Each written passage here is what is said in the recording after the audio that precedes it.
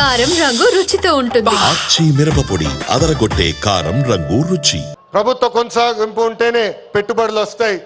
పెట్టుబడులు వస్తేనే నిరుద్యోగ యువకులకి పెద్ద ఎత్తున ఉద్యోగాలు కల్పించే అవకాశం మనందరికీ దక్కుతుంది.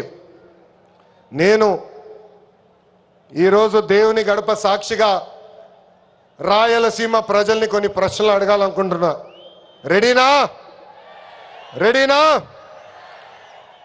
తల్లిని చెల్లిని మెడబట్టుకుని బయటికి గెంటేసింది ఎవరు?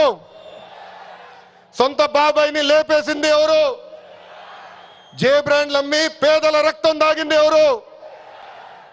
బల్ల కింద ఉన్న ఎర్ర బటన్ నొక్కి ప్రజల్ని బాధింది ఎవరు? అందరూ ఎర్ర బుక్కు అని ఏడుస్తున్నారు. ఎందుకయ్యా అంత ఏడుపు? నేను ఆనాడు చెప్పింది ఏంటి? ఎవరైతే చట్టాన్ని ఉల్లంఘించి ప్రజల్ని కార్యకర్తలు ఇబ్బంది పెట్టారో చట్టపరంగా వాళ్ళపైన యాక్షన్ తీసుకుంటానని నేను చెప్పా. ఈరోజు ఎర్ర బుక్ కాదు కదా, ఎర్ర రంగు చూస్తేనే వణికిపోయే పరిస్థితి వస్తుంది. ఎర్ర బుక్ అంటే ఒకడికి గుండుపోటు వచ్చింది.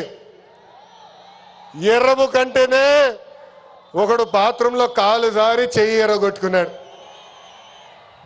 ఇంకొకడు ఏమయ్యాడో మీ అందరికి తెలుసు.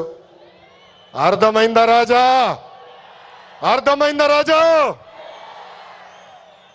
సమాజమే దేవాలయం, ప్రజలే దేవుళ్ళు అన్నారు అన్న ఎన్టీఆర్.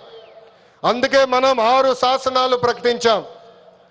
తెలుగు జాతి విశ్వఖ్యాతి, స్త్రీ శక్తి, యువగలం, పేదల సేవల్లో సోషల్ రీఇంజనీరింగ్, అన్నదాతకు అండగా కార్యకర్తలే అధినేత.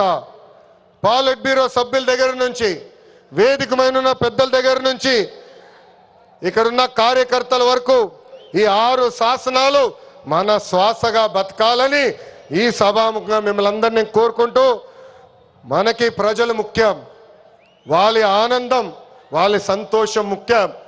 అహర్నిశలు కష్టపడాలా, వాళ్ళకి అందుబాటులో ఉండాలా. తిరిగి 2029లో మళ్ళీ కూటమి ప్రభుత్వాన్ని గెలిపించాలని ఈ సభాముఖంగా కార్యకర్తలందరూ తెలుపుకుంటూ, ఎప్పుడు మా ఇంటి తలుపు మీకోసం తెరిచి ఉంటాయి.